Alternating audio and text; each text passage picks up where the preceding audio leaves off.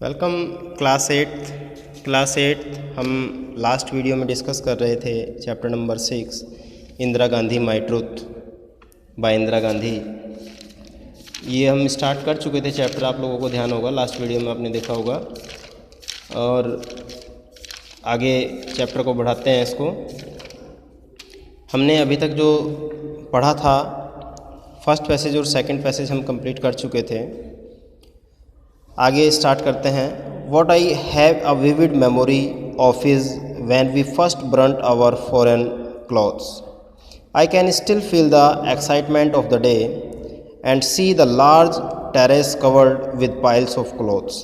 What rich materials, what lovely colors, what fun for a toddler to jump on, play hide and seek in the heap of velvet, satin, silk and chiffons. That was also the day when I discovered my power over my parents. यहाँ पर इंदिरा प्रियदर्शनी अपने जीवन के उन महत्वपूर्ण क्षणों को याद कर रही हैं जब वो अपने परिवार के साथ थी, अपने फैमिली में। और उसी समय का एक किस्सा वो याद कर रही हैं कि जब उनके पास बहुत सारे फॉरेन क्लॉथ्स थे, कपड़े थे, उनके से जुड़ी एक याद को वो डिस्कस कर रही हैं, आपके साथ शेयर कर रही हैं। वो कह रही हैं कि मुझे उस दिन का जो एक्साइटमेंट था वो अभी तक भी याद है, जो मेरे पास ढेरों फॉरेन क्लॉथ्स थे, trace covered with piles of clothes यानी कि कपड़ों का ढेर लगा हुआ था। उनके पास बहुत सारे कपड़े थे फॉरेन, काफ़ी रिच मटेरियल से तैयार किए हुए थे, कलर्स उनके बहुत अच्छे अच्छे थे। और टॉडलर बोलते बच्चे को उन पर कूदना, जंप कर सकते थे। इतना बड़ा वो हीप था कि उसके पीछे हाइड एंड सीक गेम भी खेल सकते थे। और जो वो उनके ड्रेसेस थी, यूनिफॉर्म थी, वो वेलवेट, सैटिन, सिल्क एंड शिफॉन्स, इस तरह की वैरायटी थी, इन कपड़ों से वो बनी हुई थी। That was also the day when discovered my power over my parents. तो ये याद करते हुए बता रहे हैं कि ये वो दिन था जब इन्हें अपने पेरेंट्स के मध्य अपनी पावर के बारे में पता चलता है। Everybody was going to the bonfire but I was considered to small and was being put to bed. I appeal to my grand father who then as always later took my side. यहाँ पर वो याद करते हुए बता रही हैं कि उस कपड़ों का जो गट्ठर था उसमें जब इन्होंने आग लगा दी,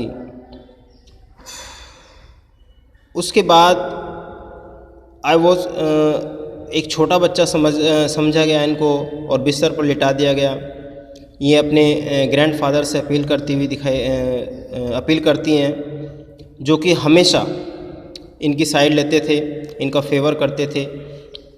हाउएवर आई फेल एस्लीप, जब तक वो आते हैं ये सो जाती हैं। Almost as soon as we arrive seeing only the burning wood thrown on the mountains of clothes and the fire putting forth as its first flickering testing tongue of flame. जब तक वो आते हैं तब तक आग को बुझा दिया जाता है, वो कपड़े सारे के सारे राख भी हो जाते हैं। A little later, I had my first encounter with conscience and duty. Being an only child, I liked to play by myself, but I had to have my mother within my range of visions and hearing. आगे वो discuss करते हुए बता रही हैं कि धीरे धीरे जैसे समय बढ़ता रहा तो उनका सामना हुआ अपनी अंतरात्मा से, और जो उनके कर्तव्य हैं उनकी भावना उनके अंदर जागृत हुई। अपने परिवार का अकेला बच्चा होने के कारण she like to play by myself, वो खुद अपने आप एक रॉयल फैमिली से थी तो अपने आप ही खेलना उनको पसंद था। कोई मेट्स नहीं थे, साथी नहीं थे। But I had to have my mother within my range of vision and hearing, लेकिन हमेशा उनकी माँ उनके साथ रहती थी, जो उनके ही विज़न और रेंज के अकॉर्डिंग काम करती थी, उनको सुनती थी। उसी तरह बिल्कुल जिस तरह इंदिरा प्रियदर्शनी चाहती थी। One evening she had a visitor, a relative returning from Paris, who had brought an exquisite embroidered dress for me.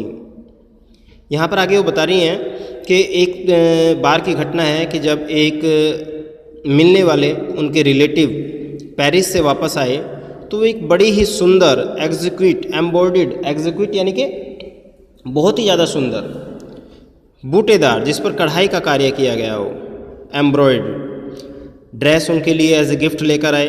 Mummy smilingly return it saying that we now wore only hand spun and hand woven material. यहाँ पर इंदिरा की mother मुस्कुराते हुए उसको वापस कर देती हैं, ये कहते हुए कि हम सिर्फ हाथ के बने हुए खादी के ही वस्त्र पहनते हैं। The visitor could not understand this and glancing at my mother's cloth. The only khadi available then was thick and rough as sacking।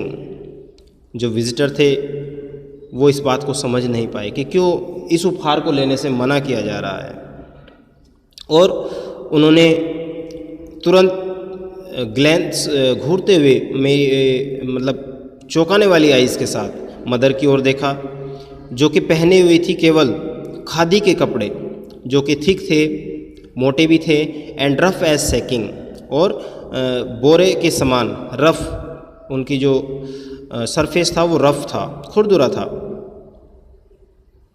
She could not help noticing that when ever her skin had rubbed against the sari it had become sure and red.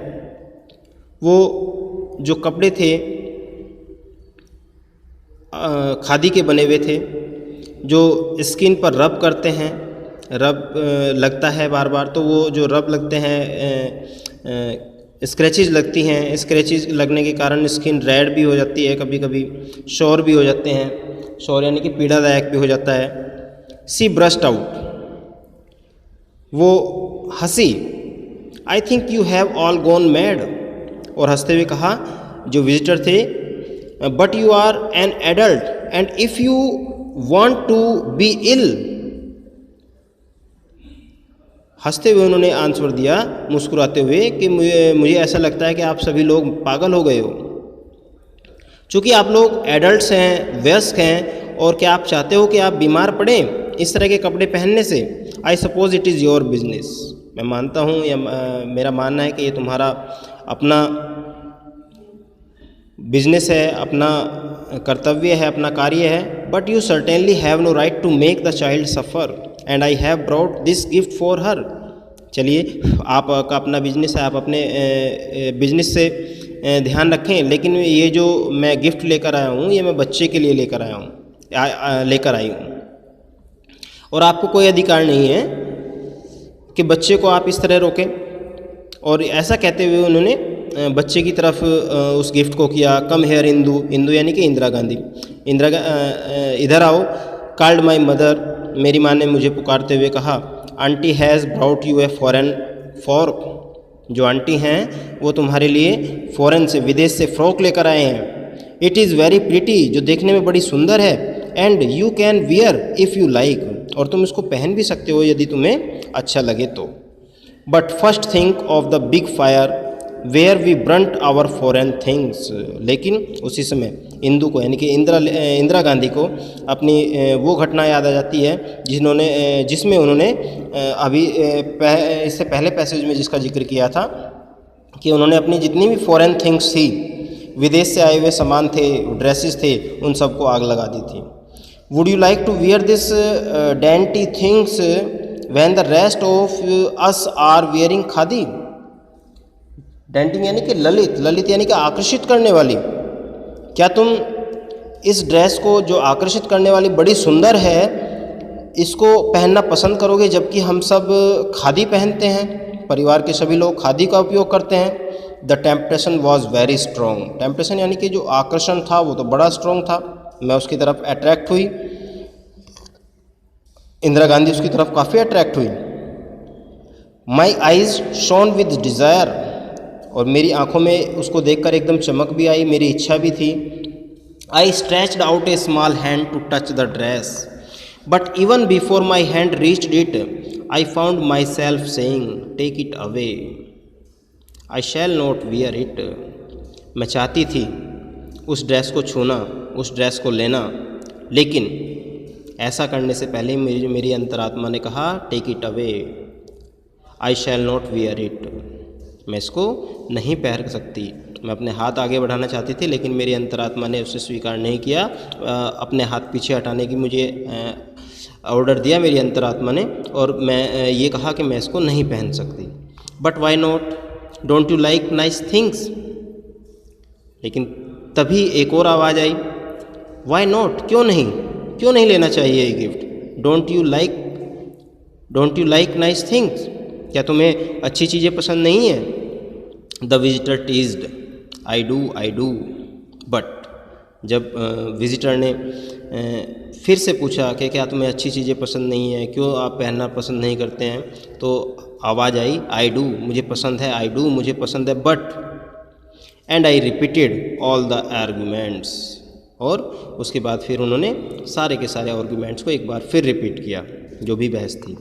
I had overheard from the elders talk when she said all right miss saint, how is it you have a foreign doll. आगे उन्होंने कहा all right, ठीक है miss saint, how is it that you have a foreign doll. It was an ideal remark, बड़ा ही ideal remark किया गया उनकी तरफ से कि आपके पास एक फॉरेन डॉल है। थॉटलेसली मेड, बिना सोचे समझे ये किया गया था। Adult so often look upon children as play things. Adults अक्सर बच्चों को प्ले थिंग्स मानते हैं, खेल का सामान मानते हैं। Not understanding what is hidden by the lack of power of expression. अक्सर बड़े नहीं समझ पाते हैं कि क्या उनकी जो expressions, lack of power of expressions है, यानी कि वो कमी उनके अंदर होती है अपनी एक्सप्रेशंस को करने की, वो उसको कभी नहीं समझ पाते हैं। I was passionately found of the doll, I could not think of it or indeed of anything as lifeless. Everything was given a name and immediately developed its own personality. The doll was my friend, my child.